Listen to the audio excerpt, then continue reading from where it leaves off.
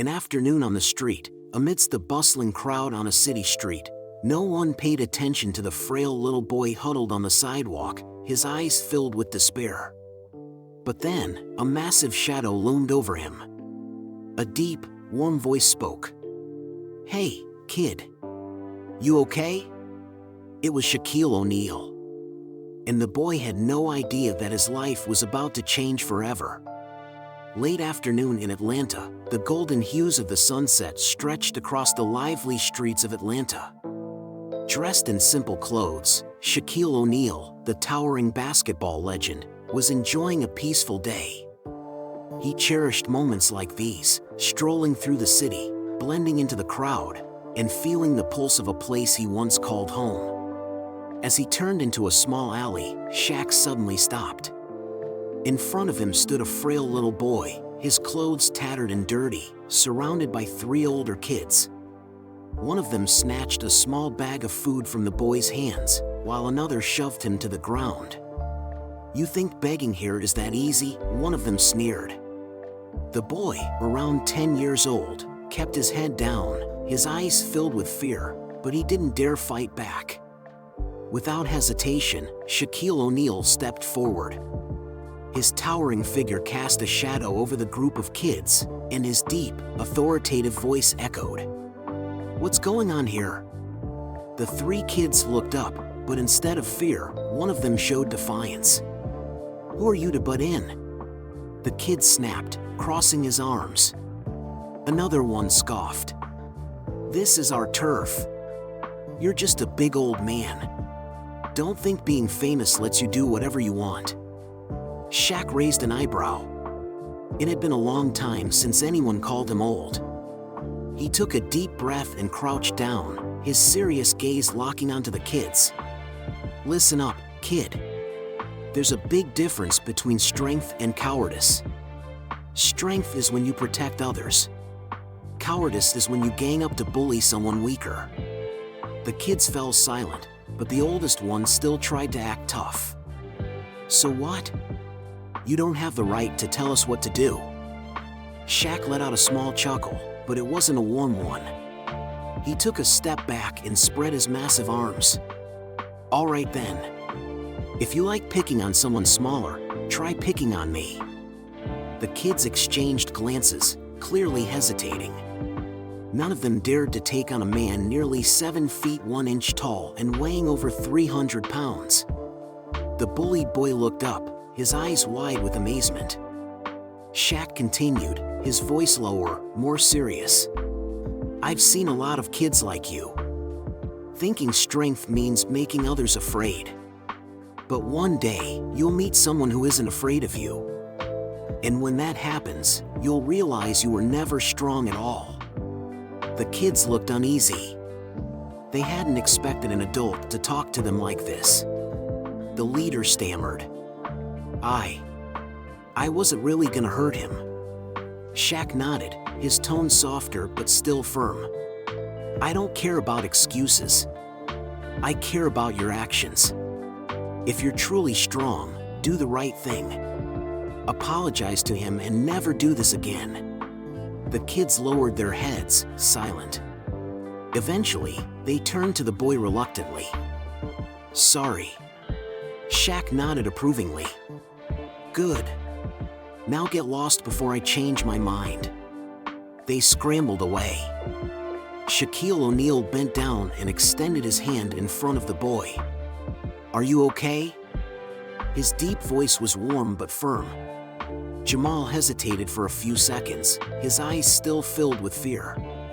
But then, he gave a small nod, his tiny, trembling hand reaching out to Shaq's. Compared to the giant hand in front of him, his own seemed like it could disappear within it. Shaq gently pulled him up. The boy was still shaking, his hands clutching tightly onto the hem of his worn-out shirt, as if letting go would cause everything around him to collapse. "What's your name?" Shaq asked, his voice now softer. "Jamal," the boy mumbled. Shaq nodded, his gaze never leaving the boy's small face. He was too thin, he had probably gone hungry all day. His clothes were tattered, and his old sneakers were so worn out that the soles were nearly falling apart. "Where do you live?" Jamal stayed silent for a long moment. He looked down at his dirty feet, then whispered, "I don't have a home."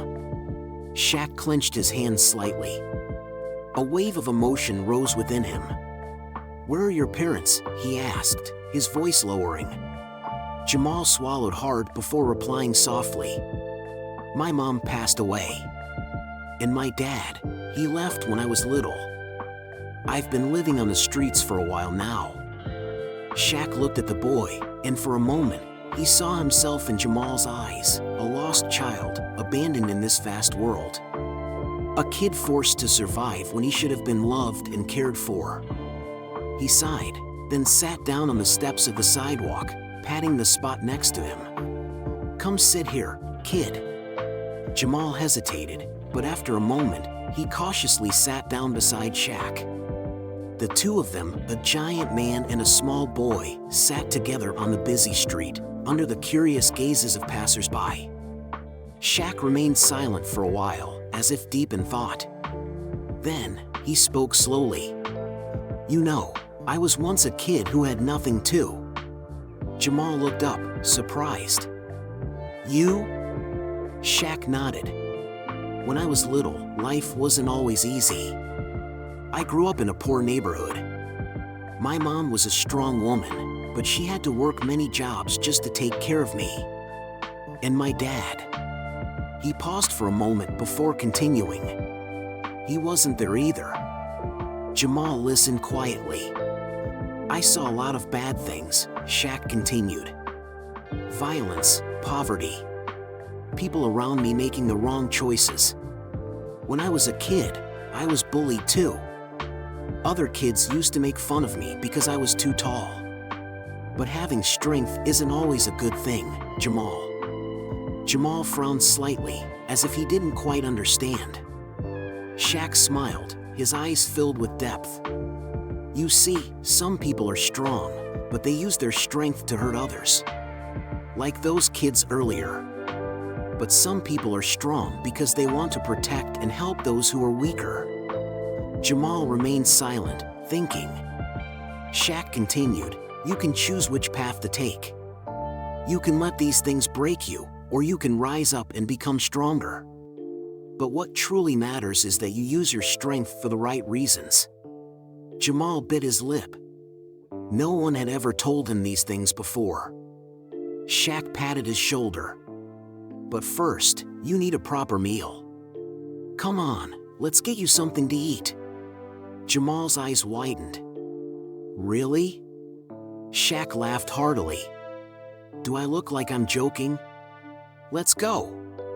They stepped into a small restaurant nearby.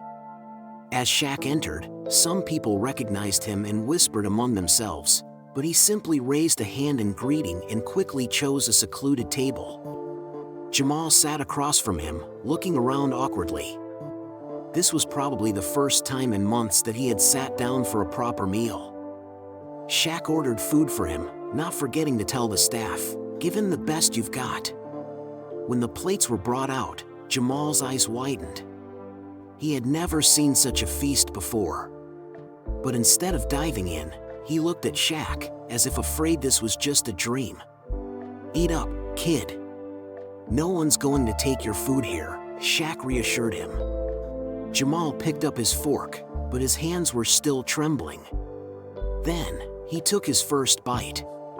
A taste he had forgotten for so long, the warmth of a real meal. While Jamal ate, Shaq pulled out his phone and quietly called a friend who worked at a children's support center.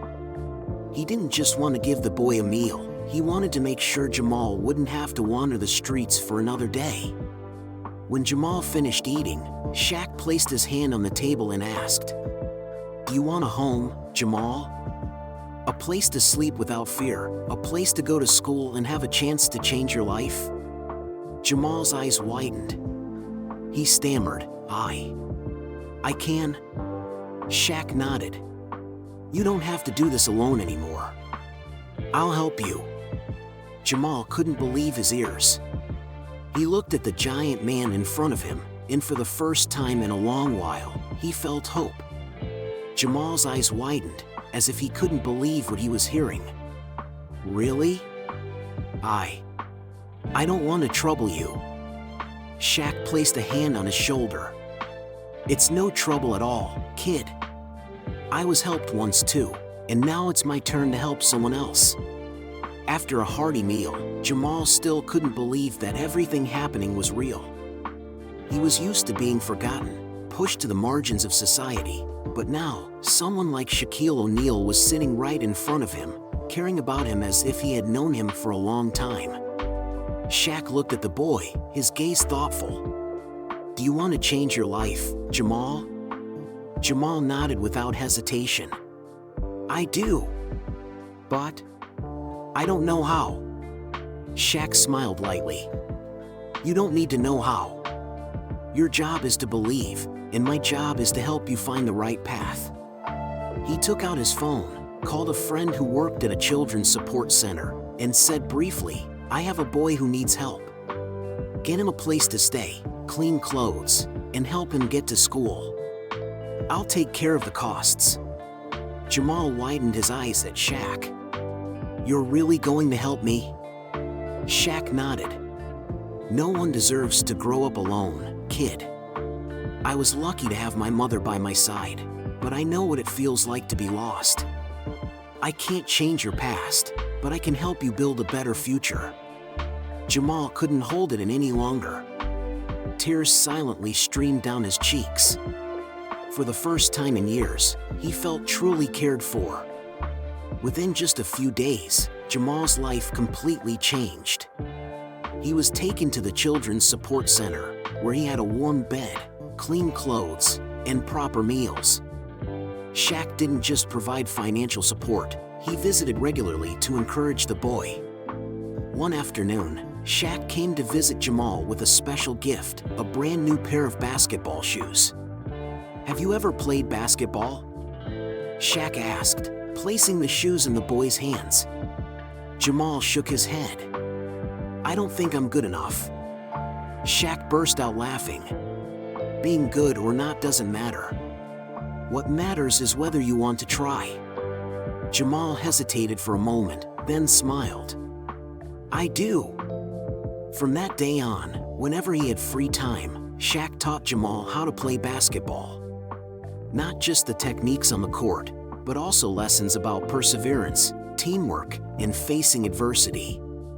Jamal didn't just have a mentor, he had the father figure he had never had in his life. A year later, when Shaq returned, he saw a completely different Jamal, a boy who was stronger, happier, and, most notably, holding a basketball in his hands. So, you started playing basketball? Shaq asked, laughing. Jamal nodded, his eyes shining. Yes. I want to become a great player like you. Shaq ruffled his hair. Then always remember, true strength isn't just in your hands, but in your heart. If you succeed, help others the way I helped you, okay? Jamal smiled. I promise. 1 year later, Jamal stood on his school's basketball court, more confident than ever. He had friends, a place to call home, and most importantly, a dream. That day, Shaq visited again.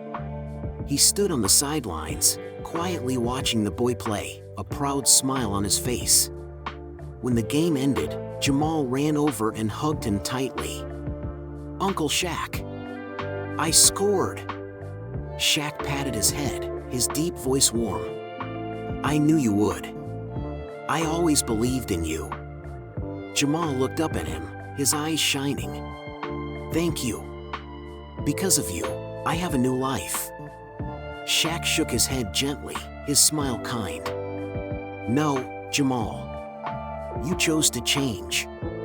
I just helped you see the path. And so, from a homeless boy, Jamal found family, faith, and a brighter future, all beginning with a single moment when Shaquille O'Neal decided to stop and help a stranger. The story of Shaquille O'Neal and Jamal quickly spread. More than just a basketball legend, Shaq became a symbol of kindness, of strength used to protect rather than to harm. When asked why he had helped that boy, Shaq simply smiled and said, "Someone once helped me when I was a kid. Now it's my turn to do the same for someone else." That's how the world should work.